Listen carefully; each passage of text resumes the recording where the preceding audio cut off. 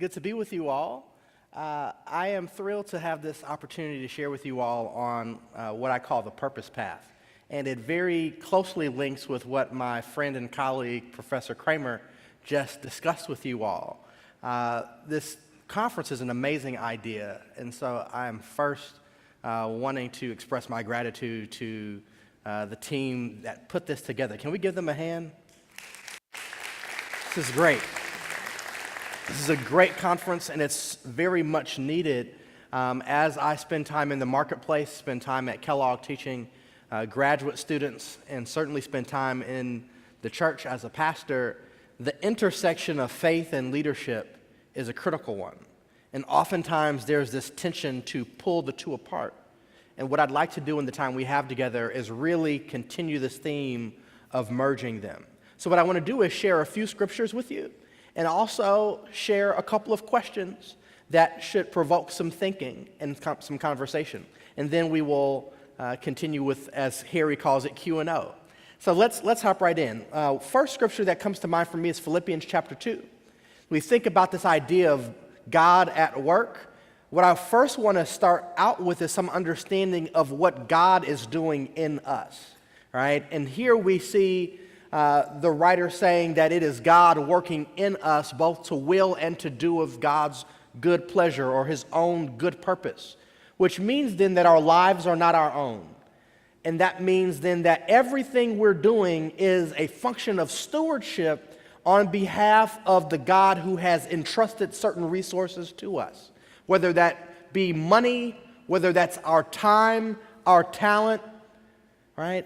And when you think about what you're doing every day, the average person in the world is going to spend the majority of his or her waking hours at work, unless you are like independently wealthy or just otherwise not needing compensation.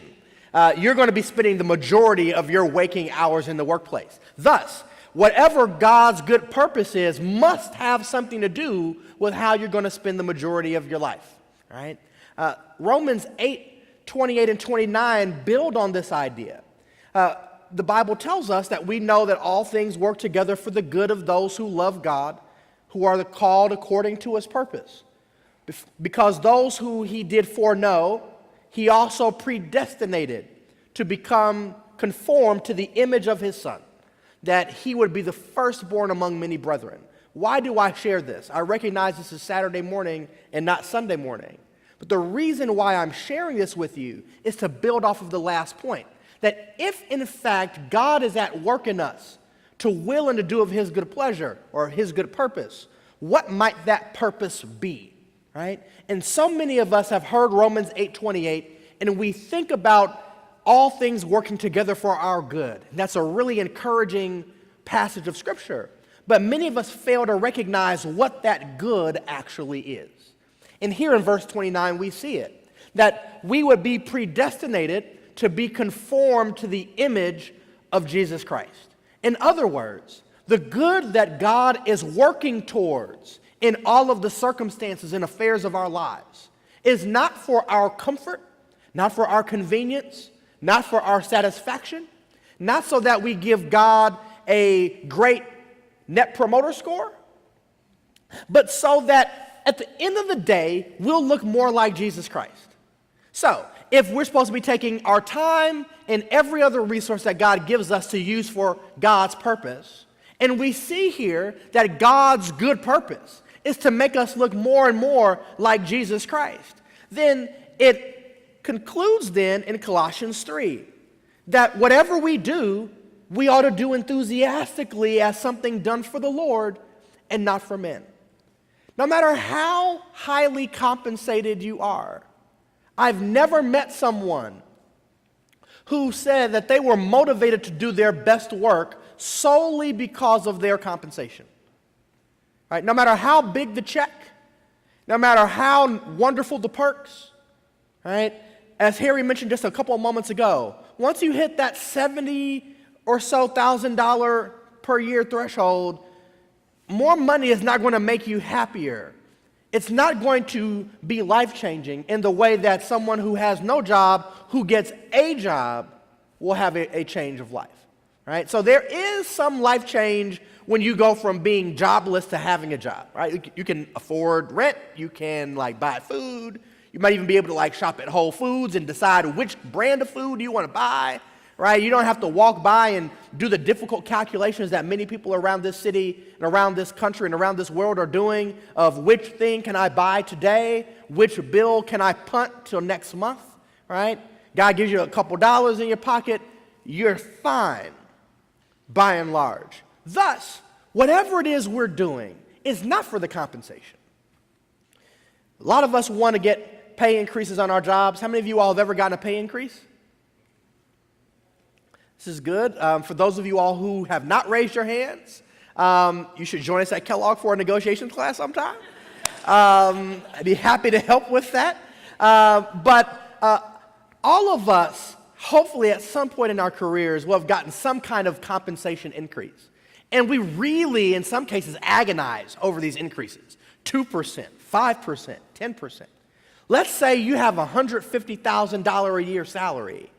You had a 10% salary increase. How much more is that a year? How much more is that a year? Oh boy, this is tough. This is like church and God at work, not God and math at work. 10% of $150,000, my friends, is $15,000. Where are the people at Northern Trust? They also be helping me with this. $15,000. Divide that by 12, right? I will spare you the math on that. That is about $1,250 or so per month, right? Divide that across your 4 weeks. That's $300 roughly per week. Divide that across 5 days in a work week. That's what, $60? Do you mean to tell me that you are out here like stressing and like struggling through the Chicago snow for $60 extra a day and that's going to change your life? Oh, I forgot to mention taxes. You mean to tell me you wanted to fight and scratch and scrape and do bad things to your colleagues and lie and cheat and steal to get lunch money every day? It's not the compensation. It's doing whatever it is that we have to do as unto the Lord. Why? Because God has created us for more than career. When we look at the word career, you all, it derives from the French. And in the French, this word actually denotes a racetrack. So what I want you guys to see is a bunch of horses running around in circles on a racetrack. I'm from Chicago. I went to Whitney Young High School, not very far from here. Dolphins? All right, we're in the building. I ran track when I was in high school. I don't run track anymore. I don't even like races because they tend to finish in the exact same spot they started in. And there's something in my mind that can't have me exert energy and effort to do something that lands me in the exact same place I started. I mean, you're going, it's long, it's scenic, it's beautiful, you're going around, you feel like you're making progress. Next thing you know, I've been here before. I started here. Now, for those of you all who run, that's wonderful. Keep that up. I probably could stand to run a couple more laps in my life today. However, there's something in me motivated by starting and finishing in the same spot. I want to finish at a different level, in a different place. I want to be moving to a higher dimension so that I feel like I've made some progress. And careers, you all, as many of you all have begun to discover, oftentimes leave you in the exact same spot you started. Oftentimes making empty promises of fame, fortune, prestige, power that often get left empty. God does not delight in that type of vain pursuit. It doesn't mean that you should not seek to be promoted. It does not mean that you should not seek to advance in your career. That's not what I'm saying. But recognize that whatever it is you're doing with your days is what you will end up having done with your life. And God cares far more about what you're doing with your life than whatever tent-making career you have set up for yourself, because ultimately it's for the glory of God. So now, having this preamble of sorts from the scriptures, what I want to do is pose a couple of questions for our consideration, and then we can open up for a bit more conversation, which is really why I wanted to be here this morning. First question is, in life, how do you keep score? Right? People keep score all kinds of ways. People keep score by the size of their Facebook friend list, or the number of Twitter followers, and whether or not you have enough followers to get that little verified check mark. All right? Or how many people you have following you on Instagram. And some people, that social media followership is the currency by which they keep score. Some people keep score by the number of promotions they have received by a certain age. And you'll hear it in how people describe themselves. I was promoted 5 times by the time I was 35. That's a badge of honor. They've been keeping score. Some people keep score by the size of their bank accounts. Although many of our parents and grandparents would probably tell us that keeping score by the size of your bank account or your brokerage account in an environment in which you cannot control what's happening in the market is probably not the greatest idea. Because there are a lot of people who kept score that way and felt secure based on the number that they saw, but then 2008 happened and all their retirement hopes and dreams were dashed. And now they're stuck because they have identified themselves by the size of their brokerage account, but their brokerage account has evaporated before their very eyes. Some people keep score by the size of their house, by the size of their car, by the number of cars in their garage, or by the number of garages they own. It's a beautiful thing, wonderful. Don't knock it. But I would really ask you to really deeply consider what is really at the root of it. Because I don't believe that money motivates anyone. I really don't.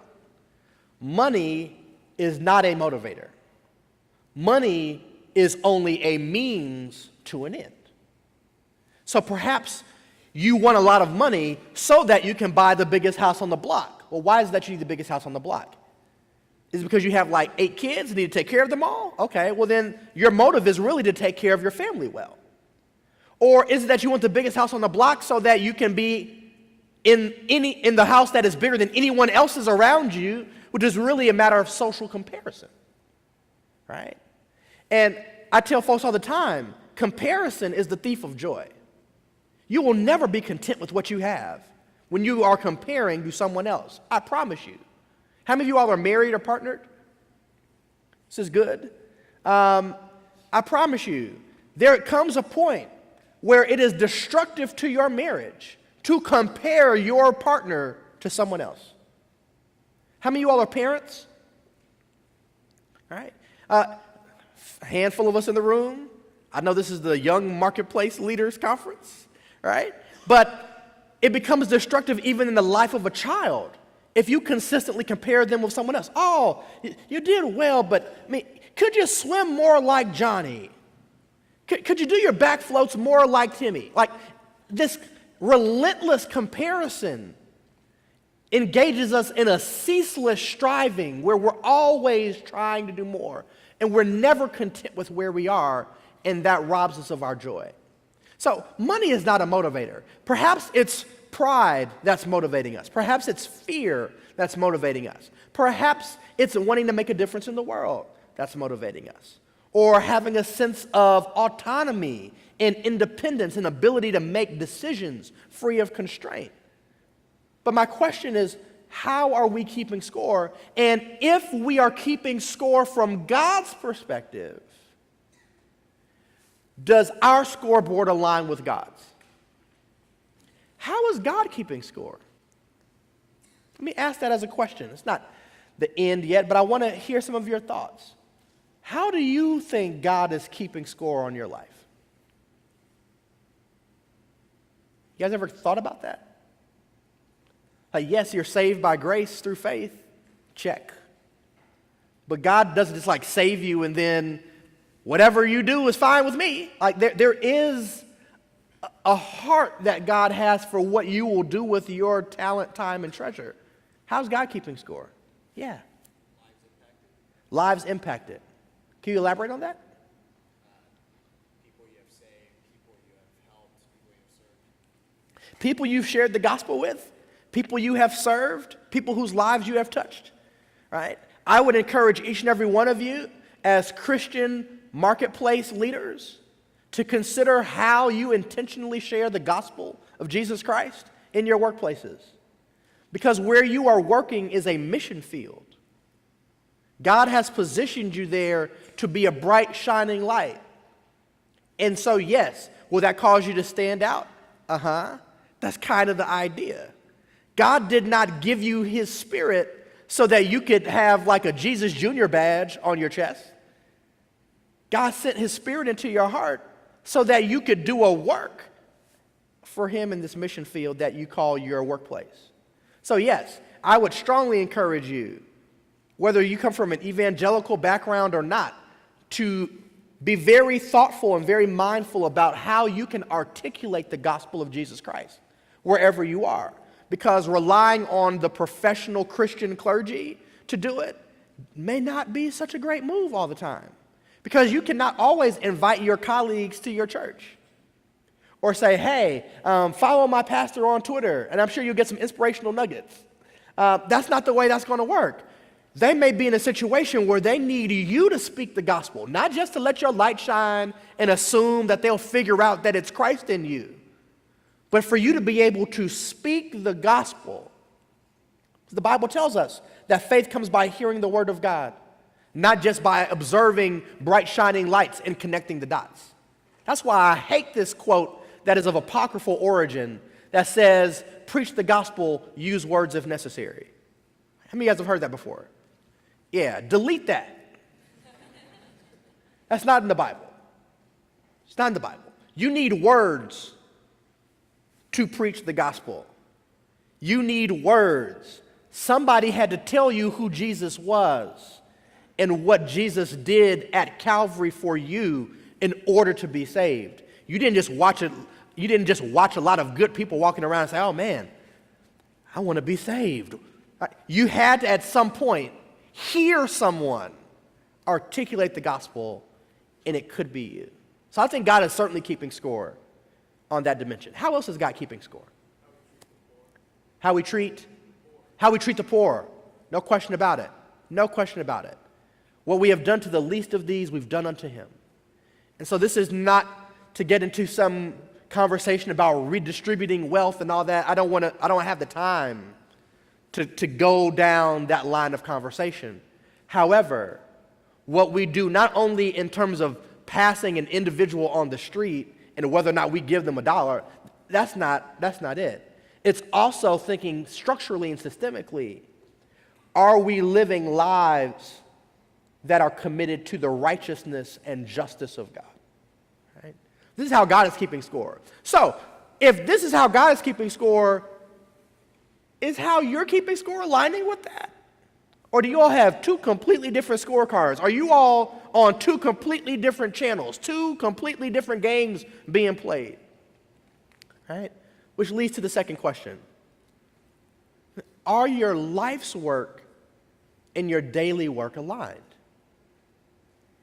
If God has a certain scorecard that I think some of us have some degree of insight and mastery of, at least understanding what it is, maybe not meeting the mark, all of us fall short of the glory of God. None of us is perfect.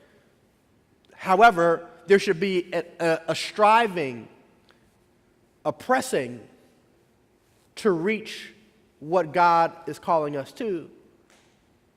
My second question to you is, what are you doing every day, and is your daily work aligned with your life's work? Because as I mentioned a few moments ago, what you have done with your days in aggregate is what you will have done with your life. And so this leads to this idea of vocation. Beyond career, this concept of vocation. It's a word that has become corrupted in our society because a lot of people equate vocation with vocational school, trades, right? Blue-collar work, which by the way, is incredibly honorable work. But if we recapture the true meaning of vocation, it really speaks to a summons or strong inclination to a particular course of action. We might call it calling. In Jewish tradition, there's no concept of calling like there is in Christian tradition, at least not the same conception. But I love this quote from Parker Palmer, who he says in his book, Let Your Life Speak, vocation is not a goal to be achieved, but a gift to be received. It's the place where your deep gladness meets the world's deep need. And so I would encourage us to begin asking not what is the career for which my degree is best suited, but what is the course of action with my life for which my soul is best suited, for which my gifts are best suited, for which my calling constrains me into doing. What is it that I cannot afford to die without having done? What is it that I can't not do? That's what I want you to think about. And in my research, I have really dug deeply into this idea of what it takes to clarify one's vocation and what it means to actually pursue it. This is an idea that I call vocational courage, which is the boldness to faithfully pursue the fulfillment of your distinctive life's work or purpose. And it requires two things. It requires clarity on what that life's work is, which means that you need to have a relationship with your caller through prayer, through the word, through reflection. You need to have good mentoring relationships where people can speak into your life, because the Bible is very clear in saying that there is safety in a multitude of counsel. Right? But you also need to have commitment. It's not just clarity, because you can know what to do, but not do what you know to do. That's the difference between knowledge and wisdom. Knowledge is facts. Wisdom is execution at the right time in the right place. And when it comes to vocation, we need not only clarity on what our life's work is, but we need the commitment to make the difficult decisions that are necessary to align our daily work and our life's work. Okay? And that is the idea of the purpose path. Everyone's path is different. It has forks in the road. It winds, it travels. Sometimes you're 2 steps forward and 1 step back. But my prayer for all of us is that in this world in which we live, where there is less trust in leadership than ever before, where people don't trust people who are in positions of power and influence, and we have the opportunity to redeem these broken structures for Christ, that we will be willing to make the choice to surrender our agendas, to surrender our plans, to surrender our personal ambitions, and take up the work that the Lord has uniquely fashioned and called each and every one of us to do. So with that, I'd love to open the floor for some conversation. I've had the opportunity to have conversations like this in many, many different environments. Some Christian, some secular, some foreign, some domestic, with people who are from the ages of 18 to you name it. Because it's hard sometimes to pivot. I guess it's nice to think about the idea of vocation, and the reason why this is really special to be in a young marketplace leaders conference is because a lot of you all are on the front end and have the opportunity to trajectory set. But this is still for those who may be approaching the middle of their careers, who have the emptiness inside of them to say, I have built something that people have called successful, but I know I am not a success because I have been keeping score the wrong way. So what comes to mind? Any questions that this provoked in you, or thoughts that you think might be worth sharing with your fellow conference attendees across the room? Microphone's coming to you. Thank you. As an older guy, my thoughts think about from the younger generation to the older generation, what has your research brought out in terms of what differences are there in terms of how one generation keeps score versus another? And secondly, if you have the research, how does the younger generation perceive how the older generation is keeping score, has kept score? Thank you for that question. There are so many generational differences. Allow me, for the sake of brevity, to focus on the United States, because there are global dimensions to generational differences as well. Millennials are not millennials blanketly across the world, for example. Baby boomers don't exist in China. There are people of that age, but there's no baby boom generation, so to speak. So allow me to focus on the United States. For many millennials, there is the stereotype that they're impatient, that they are impetuous, that they are greedy, self-absorbed, me. I got hired on Monday. I want to be CEO by lunchtime on Thursday, and all this kind of thing. There's an entitlement. And so a lot of people kind of, ask me to be their millennial whisperer. And there's great opportunity in doing that. However, with the entitlement question, I oftentimes think about the fact that there are kids now across the length and breadth of this country who are playing like youth soccer, and there's no score on the scoreboard. You guys ever seen that? All right, this blew my mind.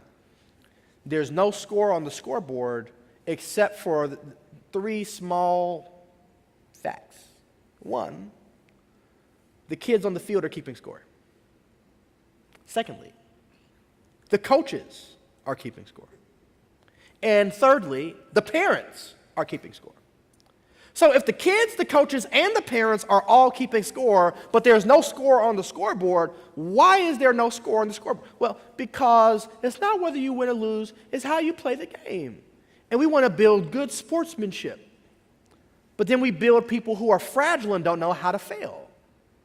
But in the meantime, we give everyone a participation trophy to give them some memento to recognize their presence and their effort. Not their achievement, not their performance, but their effort. And that's really cool when they're 5. But when they turn 25 and they land at Kellogg or in a workplace and they want to be promoted on the basis of effort and not performance, now everyone's crying murder. And the question becomes, who set that system up in their head? I don't see the little kids out there asking for participation trophies. They didn't create the participation trophy industry. Who did it?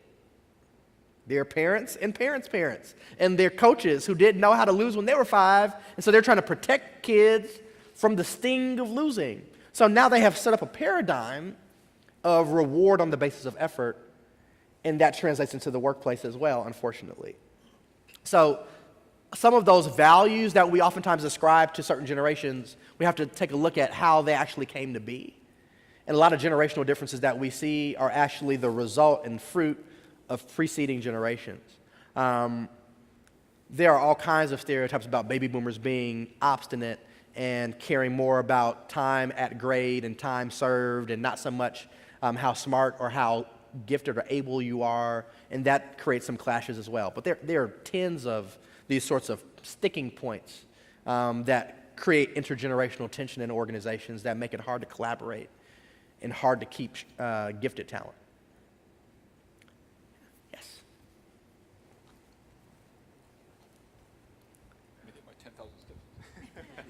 Thank you. I like this idea of clarity plus commitment. And I'm curious, I've seen a lot of people have greater clarity, but that commitment piece, there are challenges or roadblocks come alongside that. So curious what you've seen as some of those challenges and how might we think about addressing or engaging those in this context? A lot of it has to do with risk and what if this doesn't work out. I'm not suggesting that you should all go back to work on Monday, resignation letters in hand, and say, God has not called me to this place. I must go immediately. I believe if you have a heart to be where God would plant you, God will give you a strategy. And God will also create connections.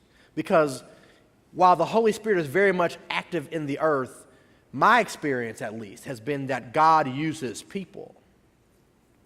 Not to offend anyone who is waiting on the heavens to open and like $1 million to land on your doorstep. Like, I believe God is able to do more than we can even imagine, right? It's Ephesians 3:20.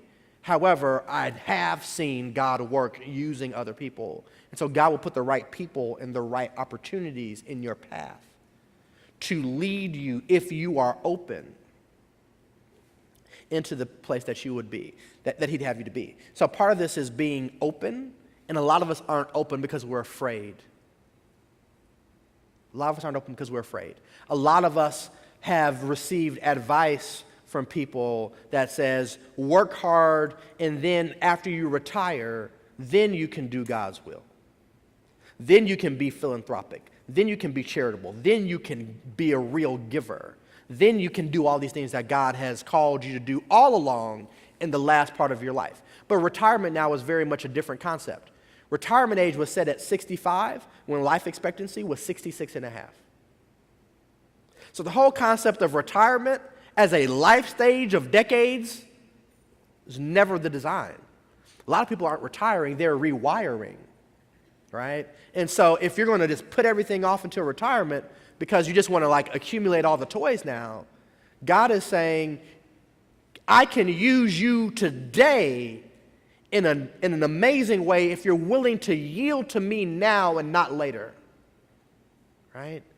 And so part of this is saying, thank you for the advice. Yes, there's some things I can do in a later chapter of life, but I want to be aligned the whole book through, right? And so part of that is shaking off some of those scripts.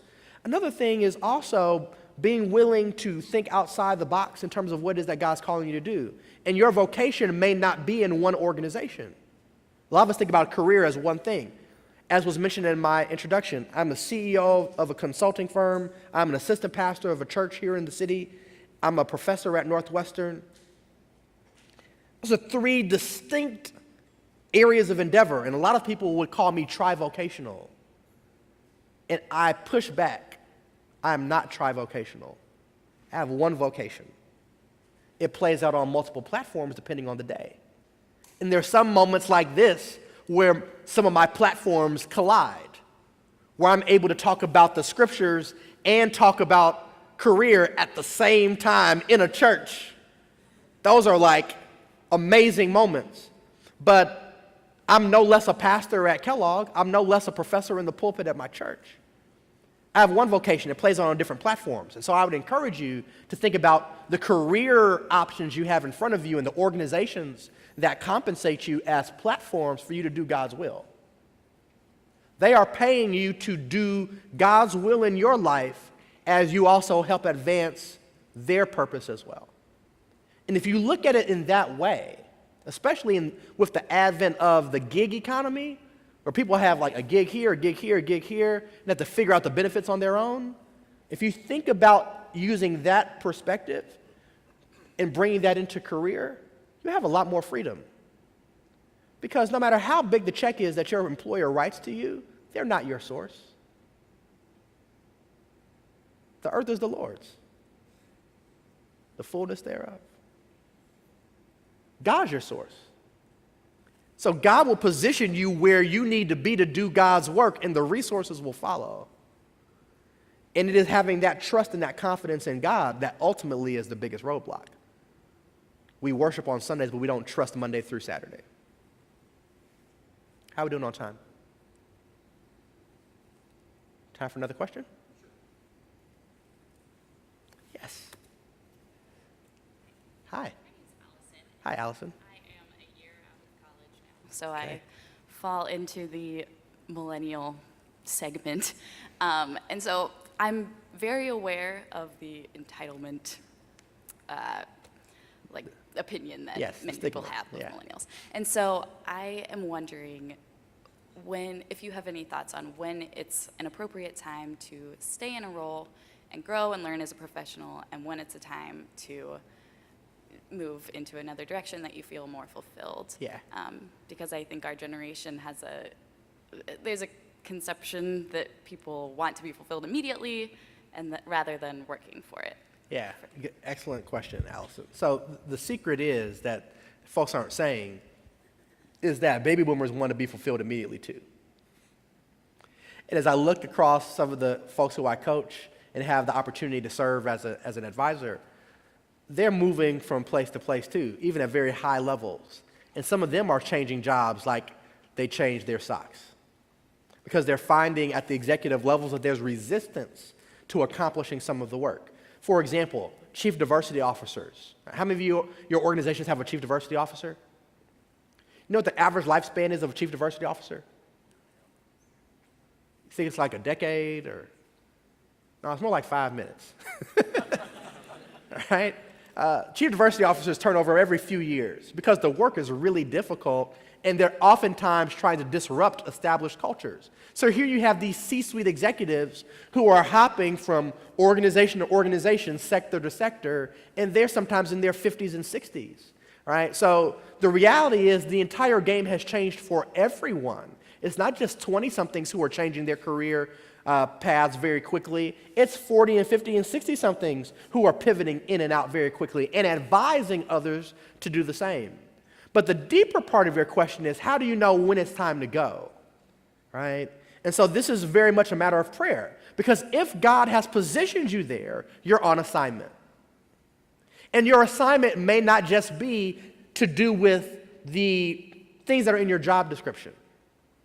Your assignment could be to minister to your manager. And you have been positioned there to build the rapport and to build the trust with your manager such that when their spouse dies from cancer, they know that they can trust Allison to pray for them and to draw them into a relationship with Jesus Christ, right? Your entire reason for being there could have nothing to do with how the company makes money. God's mission is always about people, not products, right? And so as we do these things well, that's very important. But recognize, God is going to position us to be a blessing to people. Jason mentioned this earlier. God is keeping score based on lives impacted. Glory to God, lives impacted. That's the way the cross is. Vertical to Him, horizontal to mankind, humankind, right?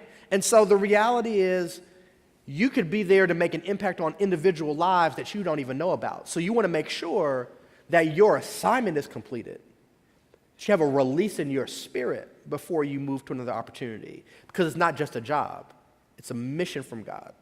If we take that perspective in all of our relationships, whether it is the church we attend or the community in which we live or the jobs that we take, if we take the perspective from God that God is positioning me in the earth to connect with these people at this time for reasons I may not even know, be really careful before you press the abort button on your mission, because you didn't give it to yourself. If it's God who's in you to work and to do and to will of His good pleasure, His good purpose, we don't have the right. I don't have the authorization to tell God, you are wrong, I'm going to fix this for you. Right? And so stay there until you're done learning, stay there until you're done serving, until you have been released to your next assignment. Okay? We are now at time, so I want to thank you all very much for a wonderful conversation this morning, and to share with you all that some of the content in this conversation will be in a book that I will be releasing next spring. So keep your eyes open for this book entitled The Purpose Path, coming your way next spring. God bless you all. Thank you very much.